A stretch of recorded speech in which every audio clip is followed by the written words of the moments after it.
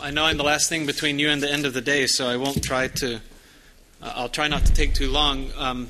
My colleague Justin Johansson, who's no longer at Brigham Young University, and I worked on this. This was actually Justin's dissertation work. I had the opportunity to supervise him in his doctoral studies, and at the time he was the director of the BYU Independent Study Program. A couple of notes very quickly. I meant to upload these slides today, but as you've experienced with the internet, it wasn't quite possible. So later this evening, you'll be able to get the slides from this location. And this research has also been published, and you can download the paper in one of two ways. The top version is the publisher's version with the formatting and everything applied.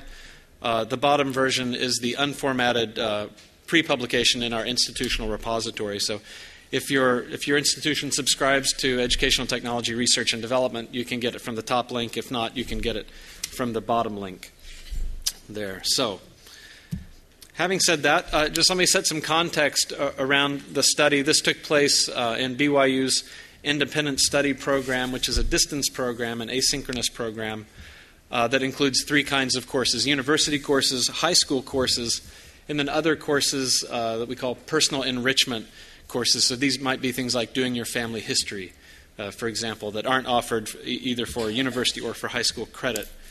BYU Independent Study offers about 600 courses in the catalog, 300 accredited high school courses and 300 university courses, and then a sprinkling of these personal enrichment ones that I spoke about. And historically has done about 150,000 enrollments a year, which makes it smaller than, but perhaps comparable to, an institution like the OU. These are courses that are designed to be delivered online. Of course, they're designed to be delivered at a distance, so they are content-complete courses. We'll come back around to that in a minute, as opposed to like a collection of course materials that's published on a website like you might find in a typical OpenCourseWare. But right now I'm not talking about the open version of the course, I'm just talking about the traditional version of the course. So they're designed to be offered at a distance, of course. And in the late 90s, BYU Independent Study made a decision around affordability, that they wanted to stop writing their courses against textbooks and start creating really content-complete versions, so that when the students paid that $350 to register for the online course, they were done paying, that there was no more material necessary to purchase. So they make they make these courses content complete, and they own all the IP to the course materials in the courses. And this is largely true that most of these courses, and we'll see this in a minute, are developed in an XML format because they do still have a large number of students that enroll in these courses in paper versions. They haven't killed those off entirely yet, so they single source the content in order to simultaneously be able to produce paper and online versions of the courses. Unlike Rory's tale, which we heard a minute ago, BYU Independent Study is completely financially independent. It's not subsidized by the main campus, by the face-to-face programs. It's not subsidized by the Mormon Church that sponsors Brigham Young University or from any other sources. So really, in terms of financially sustaining themselves, it's just enrollments is really all that they have to pay for ongoing operations with. So there's a lot of hesitance around thinking about OpenCourseWare publishing for this reason. There is no subsidy to fall back on. And the model, the way it is right now, in terms of the course production process, hiring and paying teachers, all of that currently is sustainable, or they wouldn't be in business, of course. So they have a tuition and a revenue model where people sign up for these courses for credit that is able to pay for the development of courses and pay for teaching staff. So it was a self-sustaining, in a self-sustaining situation when we found it. So as we started to talk about some kind of OpenCourseWare, open publishing project at BYU, of course, there was a lot of concern, and rightly so, among people in the leadership of independent study, as if we started giving away this content for free, would it eat into our enrollments? Because if it ate into our enrollments, it might put us out of business because we don't have a subsidy to fall back on. We tried to make some arguments in order to get a pilot study put in place with using some preliminary evidence particularly the relationship of open publishing of books and sales of those books. I mentioned the study I did with John Hilton, Lessig, Benkler, Doctorow, Jamie Boyle have all talked on this topic. There was some previous research, like out of the OU, that we were able to find through conversations with them, that they had used a conversion model in their courses and found that just under 2% of the enrollments that they'd received over a period of 2 years had been generated through a button in their open publications that say, if you're interested in this course and it looks great to you, then click here to enroll to become a paying customer. So 2% conversion is quite good. It's better than what you might expect from radio or newspaper or billboard. But they did, from what we were able to tell, they didn't measure any enrollments that they might have lost potentially, and there wasn't really a kind of return on investment sort of analysis that was done. The Open University of the Netherlands told us that 18% of their OpenCourseWare users were, quote, inspired to purchase an academic course.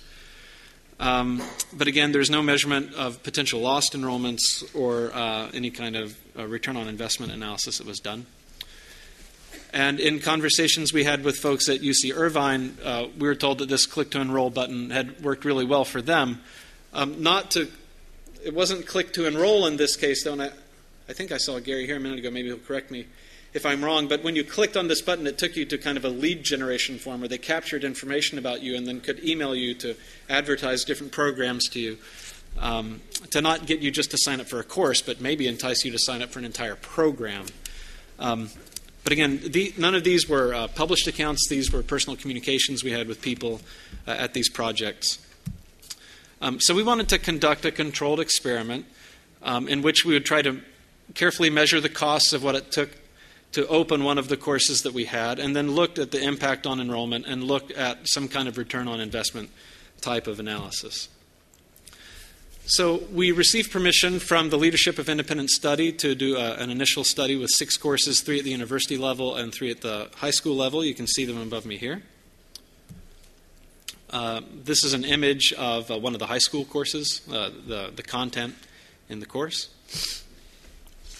So as we looked at opening these course materials, we're in a very happy situation. In fact, in some ways we thought, if we can't do this, maybe no one will be able to, because we already own all the IP that's in the courses, so we essentially have no copyright clearance cost, which is a huge cost for a number of programs. And this content's already stored largely in XML, so we can automate doing the kinds of transforms we need.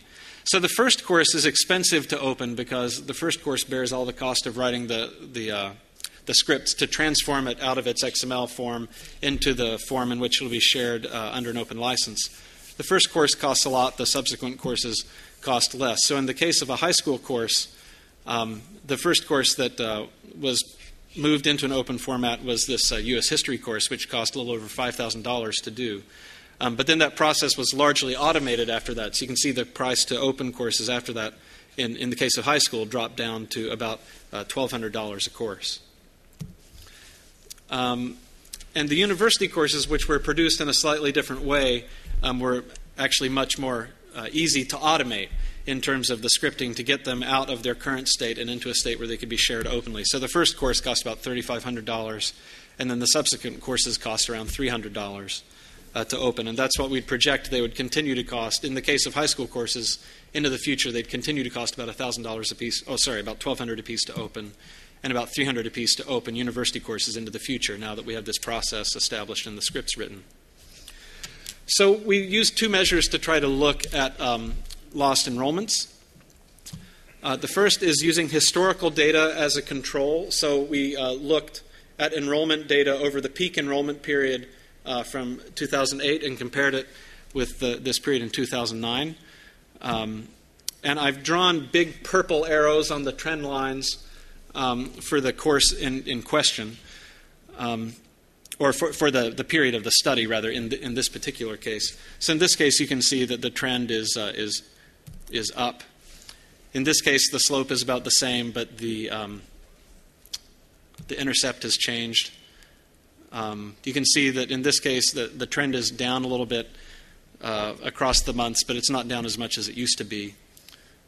Here's a case in which the trend is down after the opening, in which it had been up during the same months in the year previous. Here's another case where the slope is the same, but the intercept has changed, and it's a little better. It's in favor of the open version of the course.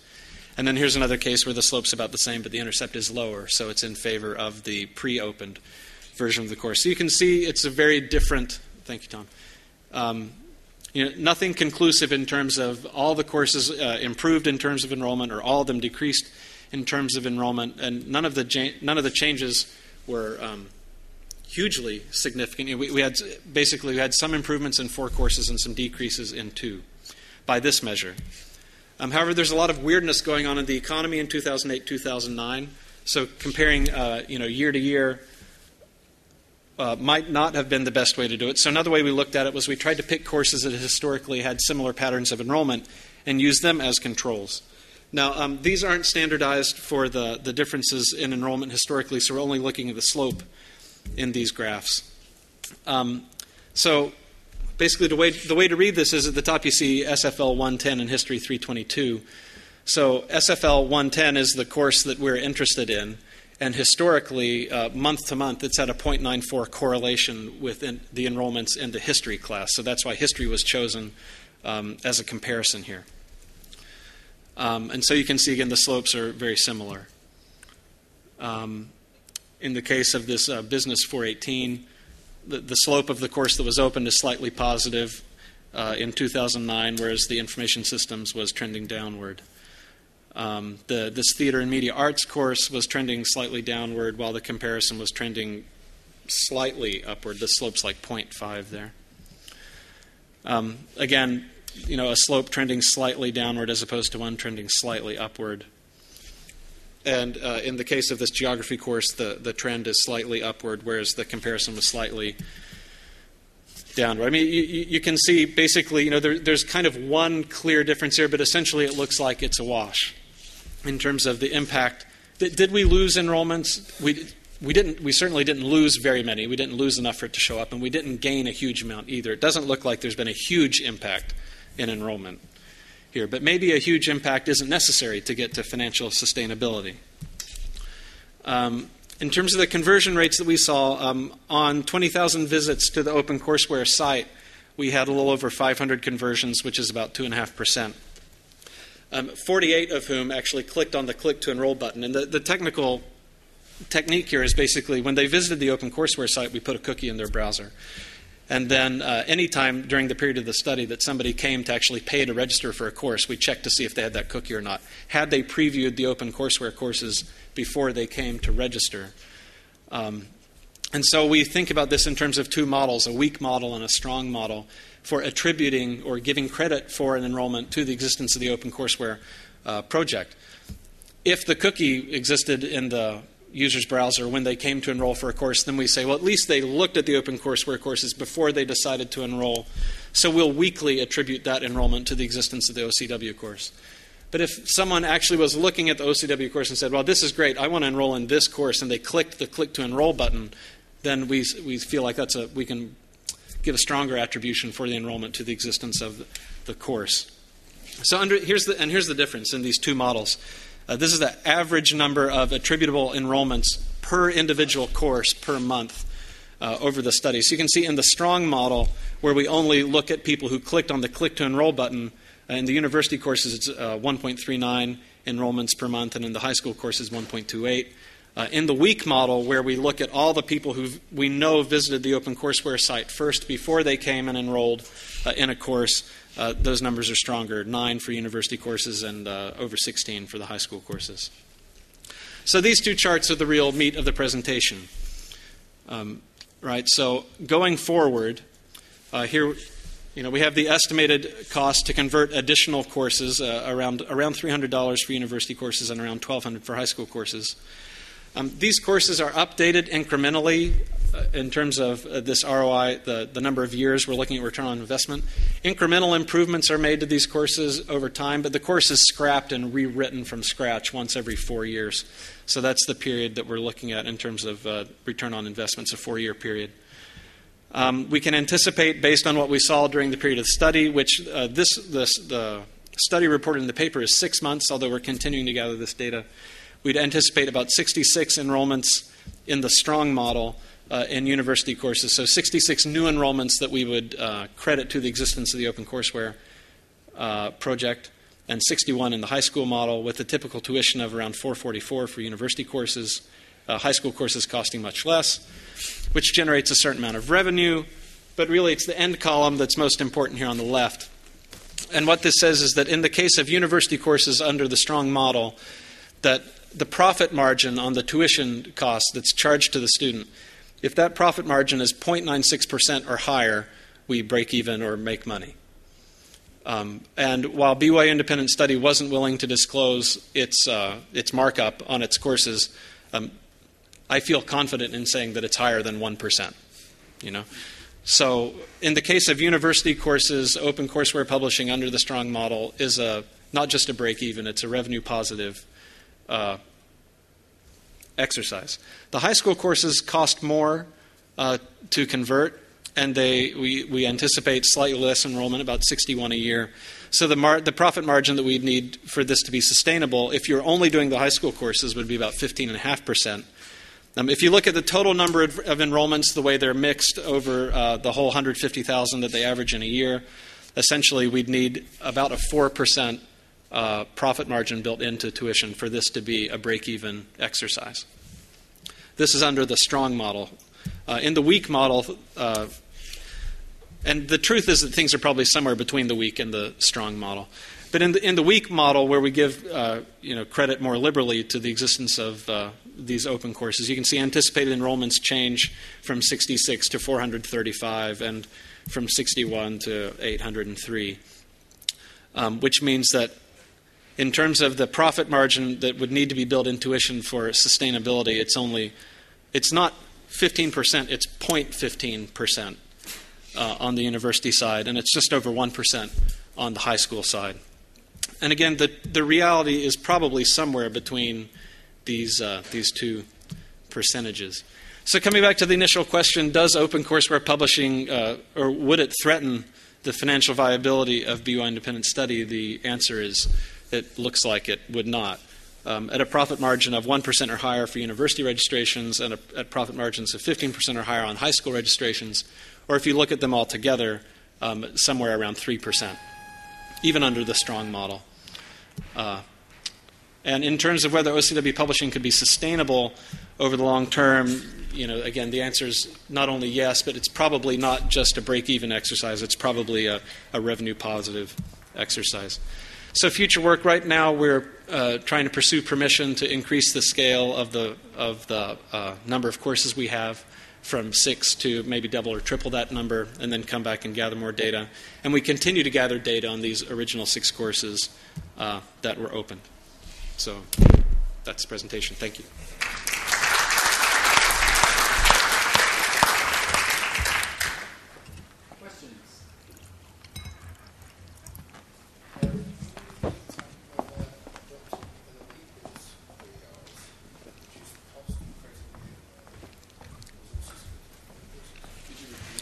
Yeah, so the question was, did we look at the cost impact of adopting other people's OERs? And so by that, do you mean would it be cheaper to adopt another open course rather than open the one that they had already developed? You recreated them every 4 years? Oh, I see what you mean. No, that's not part of this study, although there's a master's student who's flirting with that as a thesis topic right now. But I can't speak to it.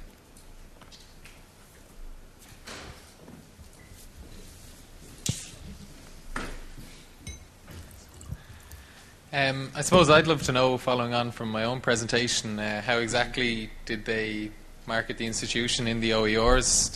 How exactly did they do that? Did they have the brand placement and enroll here? How exactly did that happen? Yeah, so in this room an hour ago when Brian and his group were presenting, they said that this was kind of a stealth project that they were working on. This was the same for us. BYU Independent Study did not join the OpenCourseWare Consortium, did not do a lot of the things that a program with this kind of program with this kind of open publishing program might have done. They just put a link on the front page of their website that said OpenCourseWare in the left-hand navigation. And so people either found it that way or they didn't. But there wasn't, we didn't publish it on the front of the university homepage or do anything like this. It was very, very low key. Was there anything throughout the actual OERs themselves? Was there any branding on those or any? Yeah, so throughout the OERs themselves, on every page, and I realized during your presentation I should have put a screenshot in. On every page, there's a button that essentially said "click to enroll." So that call to action was visible on every page in the course materials.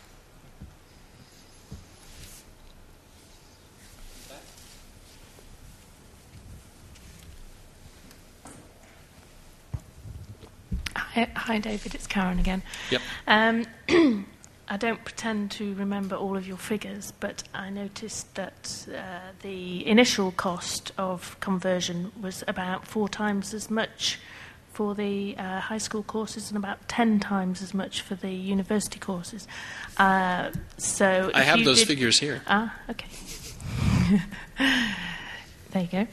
So I was just wondering, your percentage profit margins, etc., were obviously low for the university. You said about 1%. But I was just wondering if you actually took into account that initial investment, if you were making a case against the whole initial investment, which I think would vary for different organisations, whether that would make the figures less attractive, I think, and particularly for the high school courses, it would possibly push it over the other way. Right, and we debated what to do about that. So in these tables that you see, and you're right, it's about 10 times in the case of these university courses. And in the table that you see at the end, these are going forward numbers, right? Because once we built the scripts and the processes that we need to be able to open, that's a sunk cost. We do that one time, and then after that, we just turn them out. So those aren't included in here. Like you see, the estimated cost for a university course is around $300. That's from here forward, that's what it would cost if we continued to open more. This is the number of enrollments we could expect to have. So these are all going forward kinds of numbers. So no, that initial cost isn't accounted for in this table, although it is accounted for in other places in the paper. Yeah. Other questions? We can be done early. Al, are you asking a question, or are you? Following on this question, do you factor in the fact that you're going to have to start from scratch every 4 years, and your original was simply a conversion, not a start from scratch cost? Right. So we don't. So the start from scratch, the part where they completely throw out what they had and redesign the new course, and whether that's by using OER or creating their own material from scratch, but kind of dumping the old course and producing a new version of it, that cost is already paid for in the current financial model. They're already sustainable as far as that cost is concerned. They're already completely redoing courses every 4 years. So we didn't feel like we had to account for that. That's something that the business has already figured out how to pay for.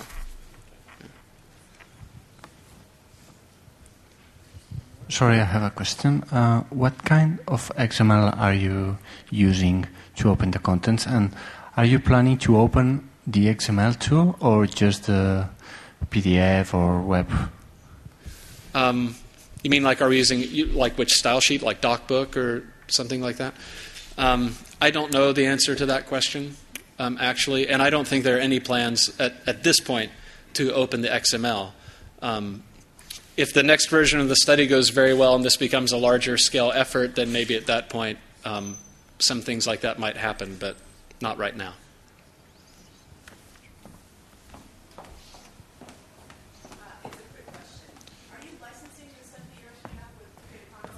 Yes. Yeah, it's a Creative Commons license. It's, I think this version is by NCSA, I think. So it's standard for the OpenCourseWare, for better or worse. It's remixable with other OpenCourseWare, which is good, but it has all the problems of SA and all the problems of NC also.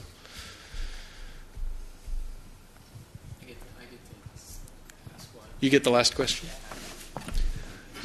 You've got 15 seconds, or you're going to make us late. I know. So this is a kind of a quick quick comment, but I just heard back from Utah State University, which put a small, on their OpenCourseWare, put a small banner to link to their distance education program.